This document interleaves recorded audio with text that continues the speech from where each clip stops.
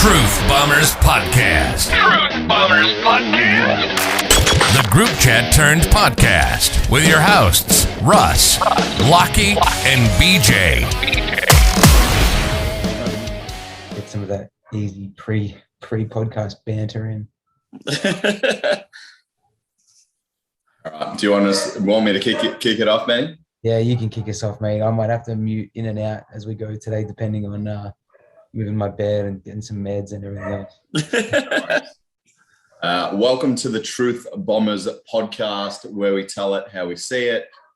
We've got some interesting backgrounds to our videos today. Ben, do you want to take it over for a second? Yeah, Address the big elephant in the room. Presently, unlike Russell, I've had a real medical emergency keeping me out of the studio. Well, as you two boys know, this year was going to be my comeback after 7 years of not playing footy to play footy. So I've been doing a preseason since last August, and in one awkward landing on a marking contest, I have ruptured tendons in not just one but two knees. So I've done my patella tendon in my left knee, which is now being surgically grafted and hooked with tendons from my hamstring, and my quadricep tendon in my right knee. So I mean, if I can well to hurt, that's for sure. So how many weeks we're looking? Like half a season, a couple of weeks? Well, we reckon a couple of weeks to be back? People ask me which football team I play for, and I quickly remind them it's played for. I'm calling it now, boys. This will be my retirement. It depends. I'm going to be in a wheelchair at least for the next sort of 10 weeks. So even when we're back in the studio, probably sitting down with the desk a little bit lower. And then hopefully I'll be back in the gym and under some barbells within like 6 to 8 months. So I'm just excited. I think I said that when I first heard that you did your knees, that we might be at the same fitness level for the first time ever. Now that with two broken knees, I think we're almost. I could almost beat you in a foot race at the moment, BJ. I think I still got your ass. Yeah, I think Ben still got you. So all right. On the positive note, Benny, I reckon we'll have had a win by the time you get out of a wheelchair. That's awesome. That'd be good. I've also want you both to know that I've been doing recruitment drive while I've been here. So yeah, one of the nurses, Bree's, an Essendon supporter, so she'll hopefully be having a listen to this. And Jerry Flanagan, who was my 60-year-old Scottish roommate yesterday, who luckily for him got released today, so he didn't get to stinger out for the recording. But I was gonna pull him in. All right. Well, it's just us three. Let's kick it off. I'm gonna take a look back at crack a can. All I've got tonight is a bottle of water. What do you got? When I got a VB, so. Oh, well done. Alrighty, lads. We're going to quickly take a look back at the weekend's action where we played Brisbane at Marvel Stadium. Went down in a loss, came out super hot, pressure amazing in quarter one. We're four goals up effectively at quarter time, and then a little bit of an avalanche in the second quarter and couldn't really get the game on our terms after halftime. Initial thoughts or reactions, or you wanted to have the 3-word description, Benny? Yeah, I think mine will be 4 words today. And for me, it's bad kicking's bad football, right? We should have won that game. 25 scoring shots to 22. We were all over them in the first half. And then every time we had an opportunity to put the pressure on them or capitalize on the momentum we had, we sprayed them, And so it's one of the, Sam Newman used to say, it's one of the things in football, ruck work and goal kicking, that no matter how much the game has actually evolved, never gets any better. So I guess we've kind of always known that is going to be our big shortfall this year. But I guess it's more frustrating when you are getting opportunities and not making the most of them. And obviously, I don't expect us to kick 25 goals 0, or that would be nice. But I hate when you have missed more chances than you've taken. Like, it just doesn't. Yeah. So, yeah. Yeah. Russ? I guess that's something my 3 words is what I expected. I really thought we'd come back strong after what was a dismal first round, but I still saw us sort of losing that game. And it's sort of what we sort of been talking about from the first podcast. Where are we going to score goals? So I was pretty excited. I was actually pretty happy with the game. I know a lot of Bombers, like talking to a lot of Bombers fans and, talking to a lot of people after the game, they're pretty flat on the boys. And I was quite optimistic. And I know it's hard to say when you still lost a game, but, we looked at the first 3 rounds or the first 5 rounds, and if we go 2 and 5, we'd be happy. Sorry, 2 and 3 in the first 5 would be happy. The game we played on the weekend, that beats Adelaide hands down. That beats Freo hands down. We had a very good chance to win that game. You look at Stringer coming out early, Merritt coming out early. We had the chance to put those guys, to put the game away in that first quarter.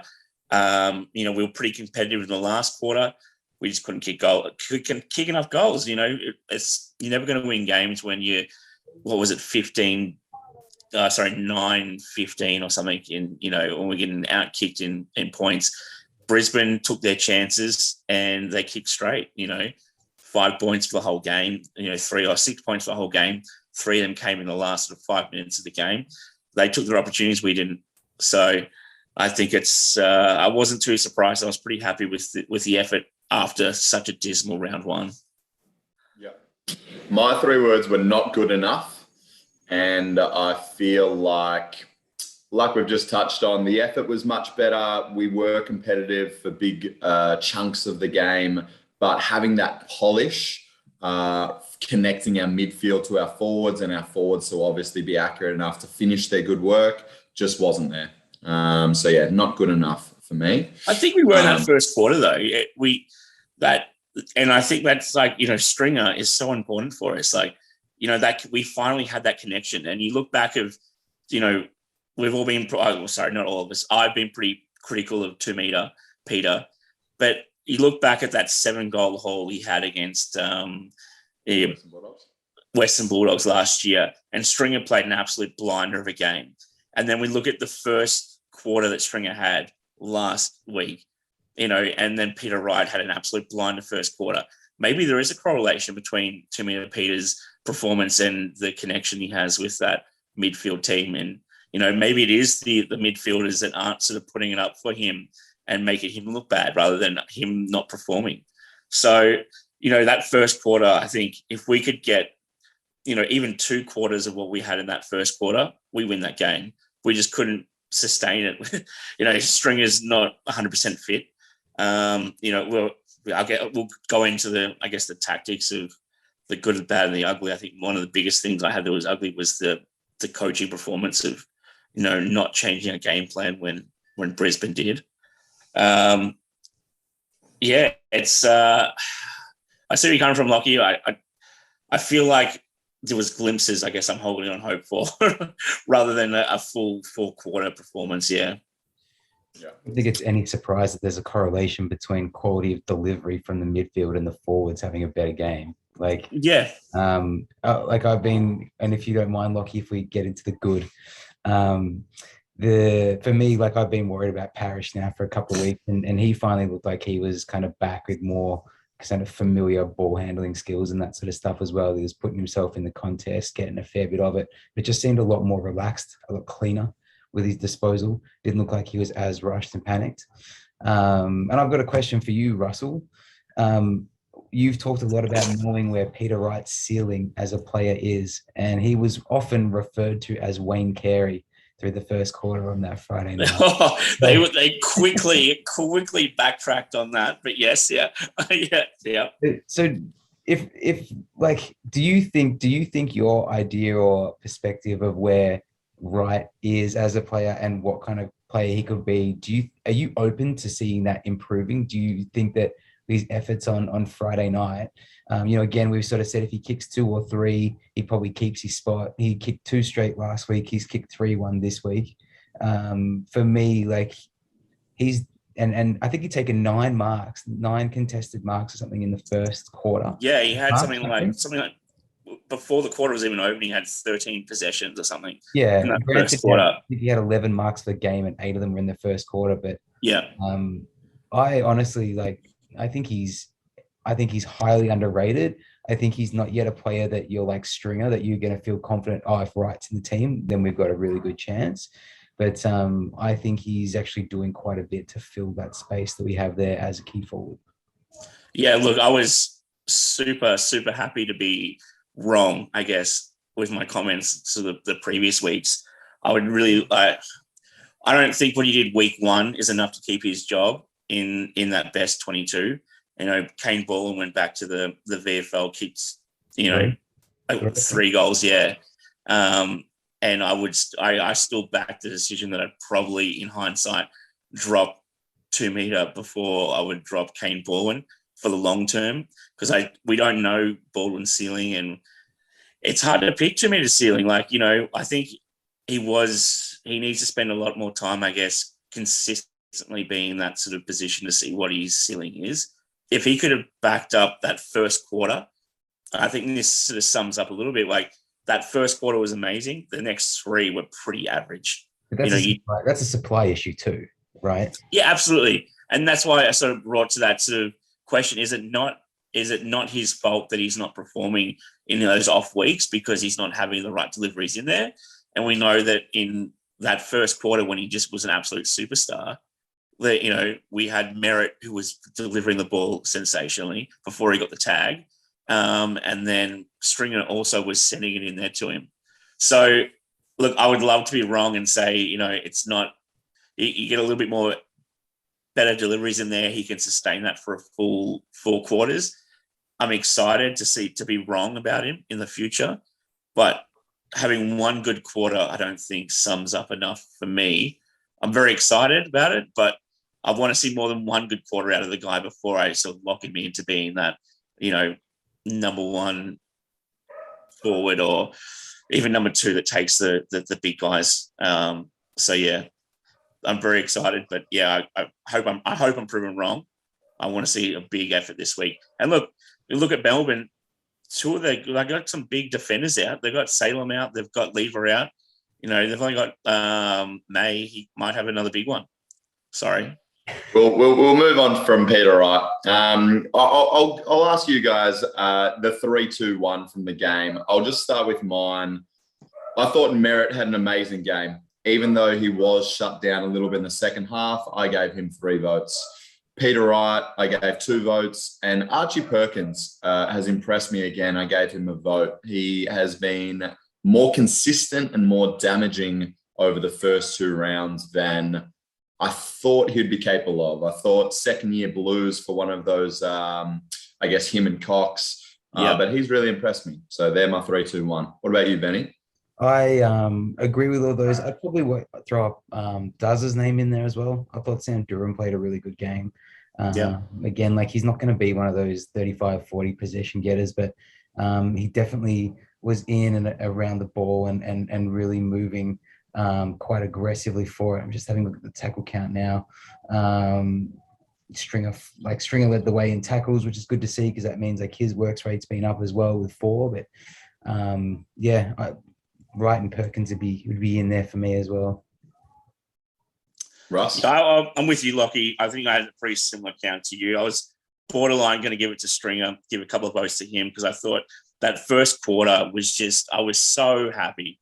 I'm like, we need that X factor. And, you know, I'm really happy that, you know, I was a bit suspect that he shouldn't play this game. He needs a bit more fitness. And it's obvious he does. Once he gets back in a couple of weeks, gets that full match fitness, and he can do what he did in that first quarter for 4 quarters. I can't wait for that. So, yeah, but I'm with you on that one. I think Merritt, before he got tagged, you know, Perko, fantastic, 3 goals, especially for a second-year player. And, yeah, you can't go past what 2 meter did in that first quarter. Cool. We've sort of touched a little bit on the good. We've sort of touched a little bit on the ugly and the bad. Is there one thing to you boys that stands out from the game that if we had have been able to change, we would have won the game? Yeah, absolutely. Our lack of not changing our game plan and being unapologetic about not doing it too. Like, you know, hearing Truck in the post interview, you know, versus, you know, the Brisbane saying, we identified that Merritt was the number 1 user of the ball, giving it into the 50. So, we put Berry on him and we shut him down for almost 3 quarters after that, letting Lockie Neal run through us and, be so influential. And they're like, oh, well, we decided to just, stick with our blue collar plan. And, we wanted to be still offensive. So, we don't want to as an Essendon supporter, I've heard that for like 10 years now. Like, oh, we don't tag. Like, what does it take for us to go, hey, let's coach some, differences in there? Even if we did stick to our game plan, they picked the game plan, they adapted, and they won. And it's very worrying that we've identified that that's a problem, and the coaching panel is like, no, we're not willing to change our game plan. I couldn't agree with you more there, Russ. And just one thing I wanted to mention about that, surely McGrath and Caldwell, who aren't our top 2 midfielders, like I would say Parrish and Merritt are, and maybe Stringer as that third, surely one of them can play a shutdown role. Yeah, absolutely. Yeah, absolutely. I was shocked to see how unapologetic we were of the fact that we refused to change our game plan mid-game and trust the system. Like, we've been trusting the system for 10 bloody years. Like, what's it going to take before we, get proactive and change game plans and react to the game? Because, Brisbane put it pretty clearly that they identified it, changed the game plan, and within 1 quarter, the whole momentum changed into their favour for the rest of the game. Yeah. Benny? If I was going to change anything, I'd probably be having a chat to fucking Stewart about how to fucking punch a ball over a goal line. Oh, that's just, I almost don't even want to talk about it. It's that ridiculous. I have been like the biggest, I've crossed the path on my thoughts of Stewart this year. And then he goes and does that to me. And for me, it's like, now he's right back in the bin.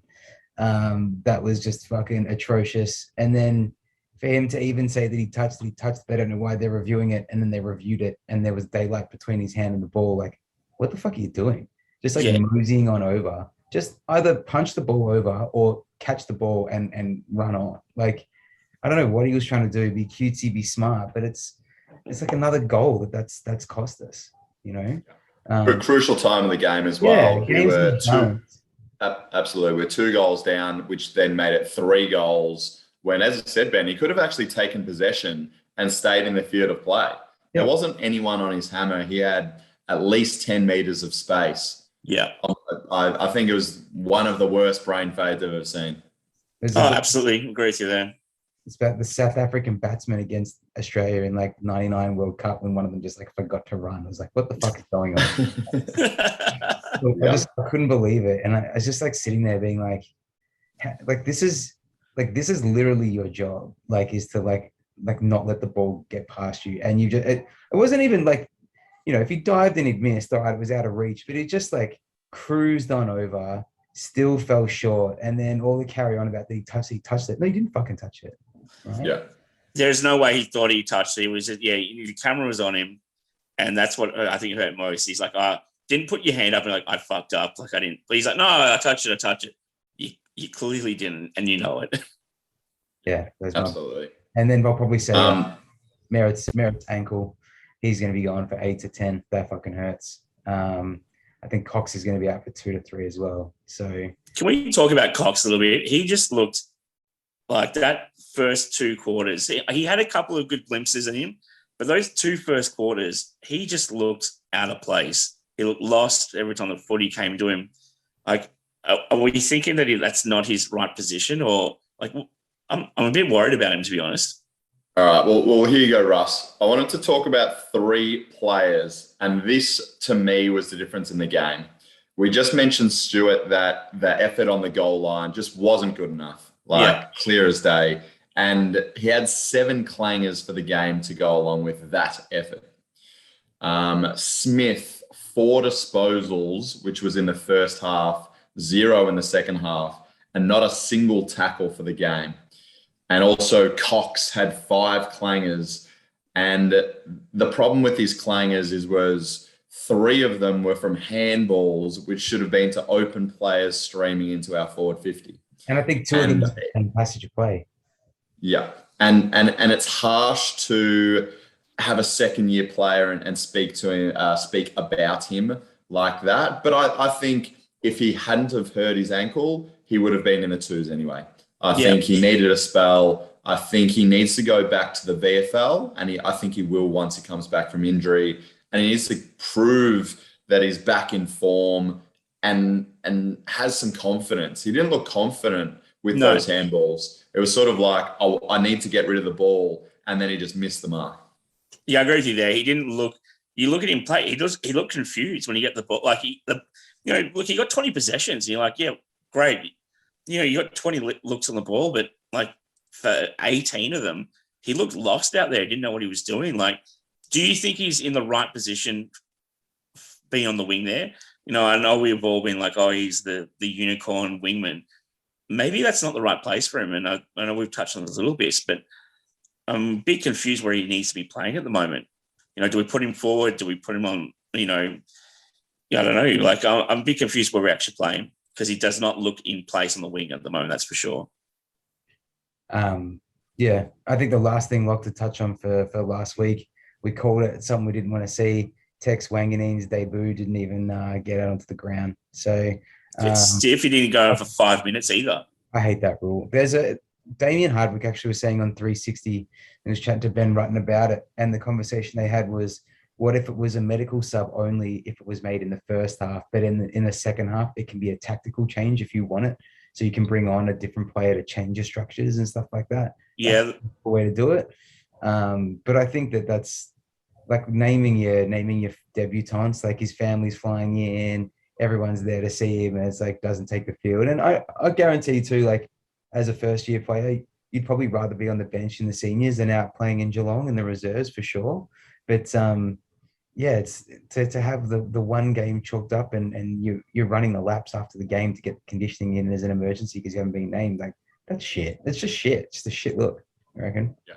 I couldn't agree with you more, Benny. Yeah. I think they should have put him on. Like, I know, Merritt came off with 5 minutes left. Like, just call it.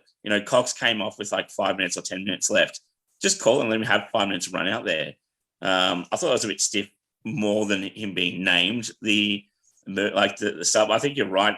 A lot of talk on SEN this week was, Bucks was on there talking, and a lot of guys were talking about that.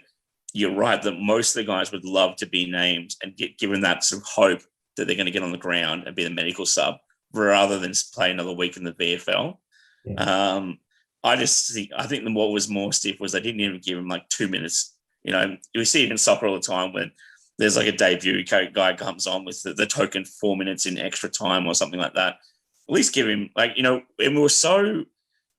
we were so cooked in that last sort of 10 minutes of the game. Like, we were desperate for something to change. Why not put like a little pocket in there and see what magic he can get? Goal sneak, just see if he can give you a bit of the old Nick Martin, Yeah. Goal or two down. Yeah, exactly. Going back to your point though, Locke, with Smith has to get dropped. His biggest attribute was he's a tackle machine, and that's what won him a Crichton medal, I reckon, in that first year, was that intensity. 4 touches. He's a senior player. No tackles. How do you keep your spot going into this week? Well, Russ, we have the team here, all right? So I'll read out the team for our clash against Dees. Hang on, mate. Our backs include... Hold on. Just before we move to this week's show, can I just give the VFLW recap? Absolutely. Yep. Girls went to Geelong, got it done, smashed them. Again, I think they conceded 2 or 3 goals to the match and won by about 10 goals there too. So still undefeated. And Cecilia McIntosh, who is Georgia Newcomb's co-captain, also played a 150th game for that one as well. So the girls are doing all the things that the fellas we just can't seem to get right. So maybe we need to start rolling down to their training and have a look at what's going on. Yeah, we're definitely going to go. We're going to go to the finals, grand final down in Windy Hill. I'd go. 100%. You guys can wheel me to the top of the hill. We'll set up a trolley, Ben. Yeah, sounds good. All right, next week, versus the D's. All right. So the team in our back half, we have James Stewart, Jaden Laverde, Jake Kelly, Mason Redmond, Dyson Heppel, and Nick Hind. Through the centre, we've got Andrew McGrath, Jai Caldwell, and Tom Cutler. Half forward, Jake Stringer, Matt Guelphy, Nick Martin. Full forward line, Archie Perkins, Peter Wright, Tex Wanganeen playing, I would consider his debut. Yep. Followers, Draper, Darcy Parish, and Sam Durham. And then the bench is Ridley, Dylan Shield, Braden Ham, and Andrew Phillips. Oh, so we've got a few notable things. One, well, that we'll get to that. One, I would say Tex making his debut. I've called it since round one, so it's finally happening in my opinion. So it's fantastic to see him in. Smith dropped, omitted, which is, I think, a very good decision. I think it sets the tone a little bit. That's the standards we want to hold are not what he was upholding. Francis dropped and not bring in Baldwin. I thought it was quite interesting. I thought with Baldwin kicking 3 in the VFL, I think he could have had an immediate call-up. So that's quite intriguing to me. I don't mind the flip inclusion. So it is Peter Wright can stay at full forward. You've got him as a cop-out in the ruck from Draper versus arguably the best ruck combo in the game in Max Gawn and Luke Jackson. I actually didn't think Francis played too badly. Definitely looked good. Like, he looked fit. He looked pretty lean. But I guess there's just continue to feed fire into the theory that Phillips and Francis are the same person. And that's why they're never playing in the same lineup. They can't have both the same team. I agree with you. He looks good, but just like all preseason and the first couple of games, I guess he didn't play one of them, sorry. But all preseason, he looked good but didn't deliver. And I think the same thing happened last game. You know, looked good but didn't deliver. Not that I think he should get dropped, but yeah, very interesting that it. I think you're right. They're going to keep Peter Wright just focusedly just on forward, and maybe actually have 2 ruckmen playing to take on their ruck duo. I do like the fact that Salem's still out and the Lever's still out for Melbourne. I think I touched on before because they would just absolutely destroy our forward entries if both of those blokes were still in. Lucky, great call from you last week in terms of the Laverde and not having all the positions necessarily where they're named and just naming the sheet. That definitely came true. Yeah. Did you read the emergencies? Have you got the emergencies there? Yep. So the emergency, Smith is named as emergency. Also, you've got Ben Hobbs, Alec Waterman, and Brendan Zerk Thatcher. I was interested to see as well with, if Baldwin wasn't coming in and they had Waterman listed as an emergency last week, that maybe Waters might get a call up this week and just see what he's got. I think that's potentially what they might do, is just cycle through those 3 guys until one of them kicks a bag and cements a spot. That kind of being that, like, either Baldwin or Waterman or Peter Wright. And I think at the moment, like, Peter Wright is getting, not necessarily getting it done, but getting it more done, Absolutely. Who gets emergency? I don't want them. This is what I don't want. I don't want them to drop Smith to make a point and to say you got dropped and then put him as to put him as a medical sub. And then, he comes on in the first quarter or second quarter, make a statement, make him play in the VFL. Maybe Ben Hobbs, and that way we can just debut all our new guys this year as medical subs. Well, maybe that's how they want to do it. It's interesting what you said, Benny, about the forwards. The one thing I'd say about Francis and even Baldwin, I think they'd be better in the second game they come back. But I think the first game for those sort of players is like, okay, I'm trying to find the pace of the game, finding my feet, trying to get a little bit of the footy. And I think in their second week, they'd play better. Obviously, the coaches have a different opinion or they are seeing different things than we are. But I thought after round 1, Baldwin would have been better off for the run in round 2.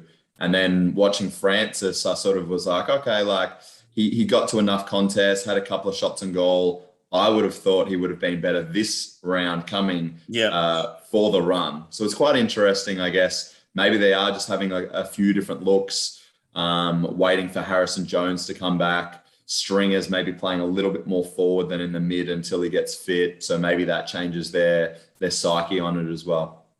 I don't even know if Shield's going to play. Like talking, looking at all the press conferences that Trucks had this week and the boys have had this week, they're going to wait until pretty much tomorrow afternoon before they actually think Shield's going to play. He's still touch and go. I wouldn't be surprised if one of those emergencies comes in for Shield tomorrow. All right, let's put this to you guys. Who's on notice this week? After who's playing this week that's on notice after the performance from last week? All right, I've written down 3 names: Andrew McGrath, Caldwell, and I did have Smith, and obviously Smith's been dropped. Yeah. So with Merritt out, we were talking so much in the preseason about how deep our midfield went. Yeah. Langford's obviously out injured. We've got Merritt out injured. I think this is the perfect time for McGrath and Caldwell to really be able to have a lot of minutes through the guts, almost be that Darcy Parish from last season that, if you remember, after round 2 last year, we lost Shield and McGrath was out and Caldwell was out, and we needed someone to step up, and it was Parish last year. So I'd love to see that from one of those players. Couldn't agree with you more. Or both, absolutely. What would be better than both? I like the Phillips pickup. I'm guessing what they're going to do is end up just having him play on Gawn and then just have Draper run with Jackson. And I wouldn't be so surprised if they basically just went and manned on him, and when Jackson goes to the ruck, Draper goes with him, and when Jackson goes forward, Draper goes with him. I wouldn't be surprised if that's how they went about it. I like Flip. I've said all along, I like his versatility. He gets around the ground. He's got a big body, and he moves quite well for a big guy. He doesn't kind of like clog around on the field. So I think he might be a little too old to play on Jackson, but I definitely think he's someone who can run with Gawn for the day, for sure. I'd love to see Flip take the first bounce, actually, and just see what Draper can do, like running around the ground as an enforcer, just taking, clotheslining people out, like just showing people who's boss. Like, I think I'm actually pretty excited about Flip being played, actually, now just seeing that sheet there and seeing what the two of those guys could do. How about this, Russ? This scenario: Draper plays as a mid, and Flip just taps the ball down to him. Yeah, I would love it. I'm getting really excited just thinking about just seeing Draper just running around the midfield, just getting the 1-2s, taking people out, getting a handball in there. It could be fun. I'm a bit bullish about this week, actually. The more and more I think about it, GWS took it to them, Gold Coast took it to them last week. They only won by like 12 points or something like that. We only lost to them by a couple of kicks last year. Hindsight's a great thing, but I'm a bit bullish that the fact that their backline's a little bit depleted and they're not going to just absolutely just like cut us off in the backline. We can kick some straight goals. Like, I don't think we're that far out of this game, to be honest. Look, he's a good matchup for Bailey Fritz as well. It's not like he's going to get fucking completely monstered off the ball this week like he has the last 2. Yeah, absolutely. Well, speaking of sort of, I guess, being positive and looking ahead, I just wanted to touch on Tipper has been named in the VFL as well as Reed. So if we're looking forward to the next few games, I think it's exciting that we are starting to get a couple of players come back who have been out for a long time. I also think that, a few weeks ago we were talking about we could be 0-3 and it not be a terrible start. I think after round 1, it was a little bit doom and gloom. Round 2, we started to see some positives of how they could play in that first quarter and just glimpses for the rest of the game. And I'm sort of with you, Russ, in the sense that I think we can really be competitive. I'm not tipping us to win, but I think if we could be with them into that last quarter and have chances, I'd love to see it. Yeah, absolutely. I'm really excited to see Tipper. I didn't know until we put in the group chat before that Tipper was coming back. I heard about Reed coming back, which I was pretty excited about. didn't know Tip. Like they reckon Reed's only going to play about maybe a quarter to a half. They're trying to really, really manage the big fella there.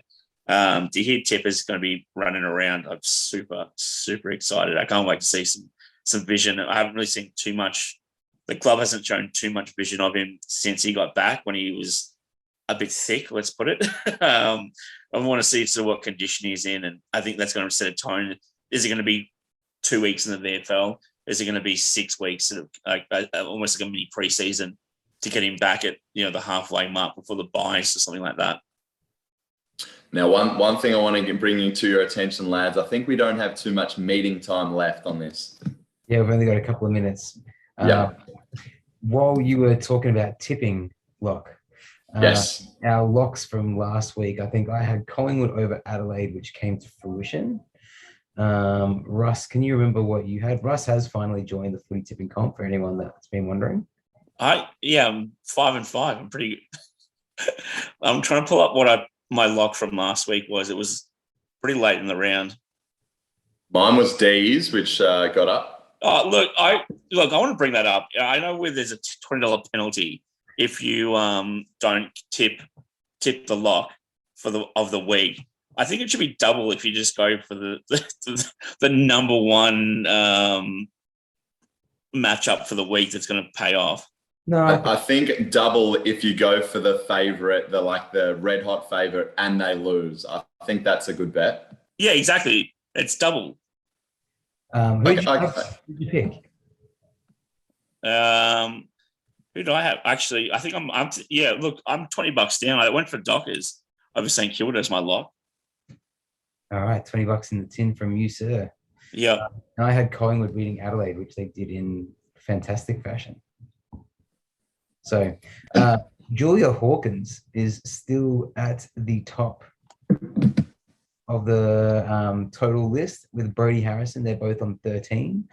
Boys, we are not doing well. I think Russell is sitting on 10 tips correct. I'm on 11.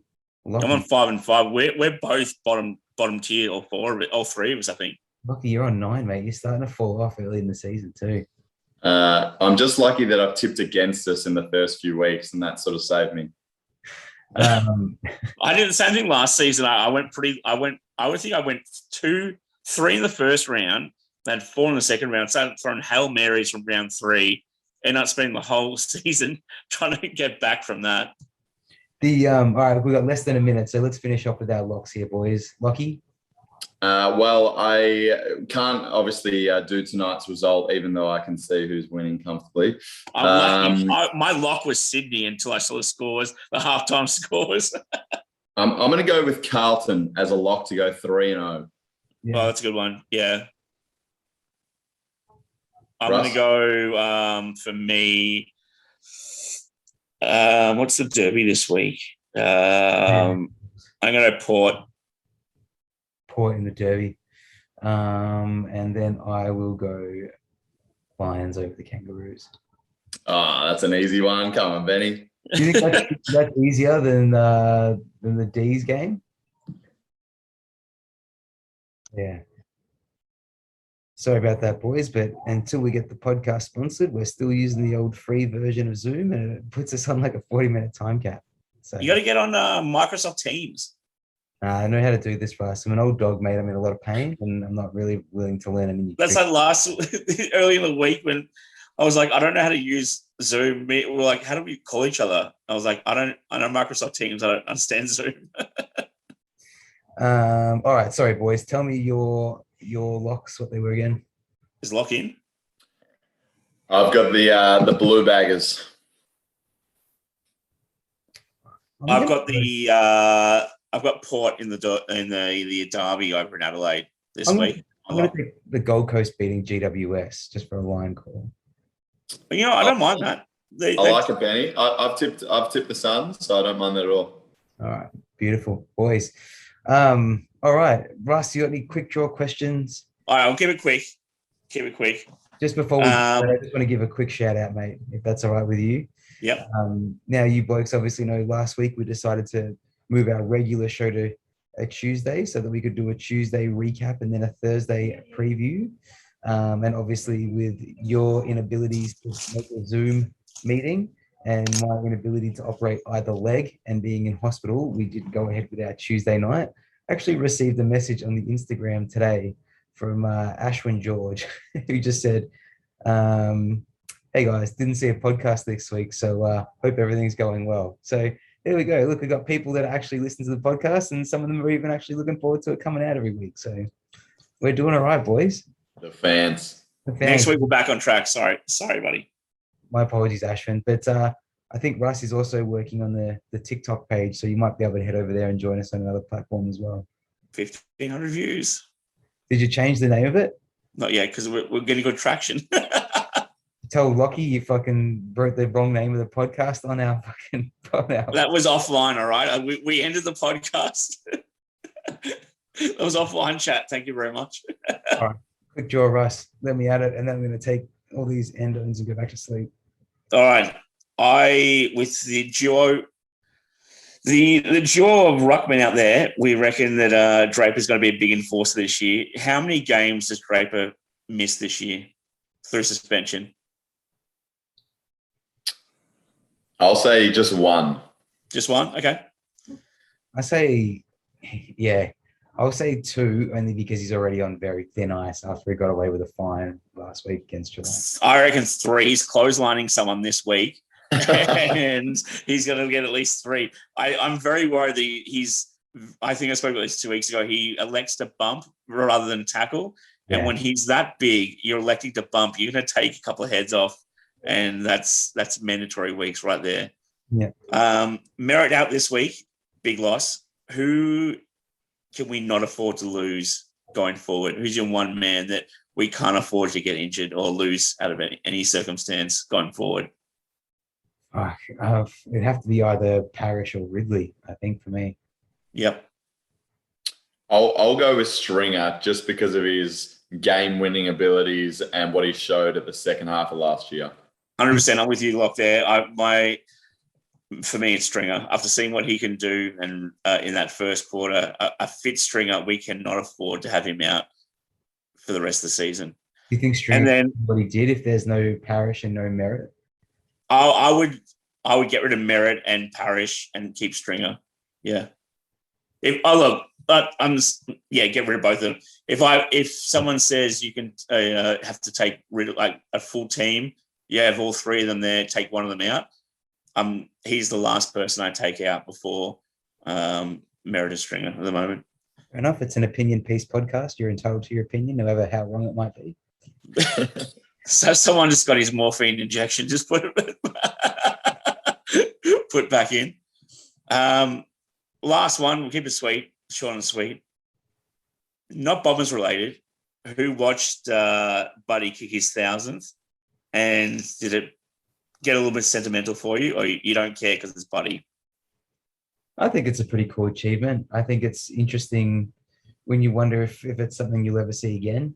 When you're young and Essendon winning finals and you think this is going to happen all the time. And it used to be like one of those things too, when people would kick 100 goals in a game, and you'd see a few of them get pretty close each season. And games changed. The game has changed so much that you're kicking 65 goals now, you're probably a shoo-in to win the Coleman medal. 65 goals is something that once upon a time Eddie Betts would almost kick in a season. So, I think when you look at average players' kind of career spans and the way that we are playing more in zones now than one-on-one, unless we see more changes to things like, the 666 might make it a little bit more practical than it's been in a while, and having to stand on the mark rule might have made it a little bit more practical than it's been in a while. But I don't think it's necessarily something we'll see again. Do we know who's like next closest at the moment? It'd be like 5. Hawkins, and what's he on? Like 600? 600 and something, yeah. Miles away. That's amazing that he's that far away. Like, we all know Hawkins is a bit, we'll always share around the ball, but to have someone as elite as Tom Hawkins be that far away from him, at similar ages too, that, what Hawkins is 34, 35, and, Buddy's 35 this year. That, to be that far away. Do we know how many Buddy's missed? What's he kicked? 1,000 what? Like, has he kicked 1,000 goals and like 500 behinds? Like, We'll get back to you next week. what's someone who could had 1,000 shots a goal and never missed? Do you reckon? Like, would they be able to do it? Well, Tip and Woody. If we get him 1,000 shots, he'll kick 1,000 goals. I was pretty stoked to see it, actually. Like, I'll be honest, like in my younger years, I've had a couple of run-ins with buddies, so I was never a massive fan. And then the fact he's kicked, out of those 1,000 goals he's kicked, I think 500 of them were against the Bombers. So never, respected him, but never a really big fan. But to watch it and that old school mentality where people are like running onto the field, like I thought it was amazing. And I thought it was really cool. As you get older, I think you have more of an appreciation for the game as a whole rather than just like your specific team. Yeah, absolutely. So it was good to see. And to wrap up, I guess, around the grounds, big news for the VFL guys to see Dustin Fletcher back in the club, VFL backline coach. Yeah, very excited. Want to see some talks from the goal square into goal. that is good news. He'll end up coaching in the season. We'll get him back. We'll get him back. Yeah. Cool. Lovely. Get his boys back over from America. Get them playing. If Tom Hurt can get a list on the spot, get a list spot, we're sure that we get the Fletcher boys around. It couldn't be a podcast without mentioning Tom Hurt. Alrighty, lads. I think that's all we need to cover. Yep. Very much for the chat, and hopefully I'll be seeing you soon. Yeah, wishing you well, Ben. You can have your Saturday Arvo back. You don't need to come and watch me try to play round one anymore. I was really looking forward to round one, watching you play out there. Hi, Russ. So was I. I think I now actually hold an EFL record because, as far as I can tell, no one's ever done both knees in one contest. So look at me go. I've been telling people all week. I was like, "Oh, my mate, how?" And I was like, "I don't know. I didn't know it was possible." Yeah, me either. I knew I'd done the left one straight away. I grabbed down to the ground, was clutching my left knee, and I looked at my right leg, and my fucking kneecap and my right knee was like on my quad as well. I was like, "No, surely not." Kind of bang the right one back in just to see if it was actually out. It was out. Yeah. We're wishing you well, Ben. Thank you, mate. Yeah, and, Ben. Hopefully we'll have Get well. in studio. Go Bombers. Go Bombers. Go Dons. Peace. See you, boys.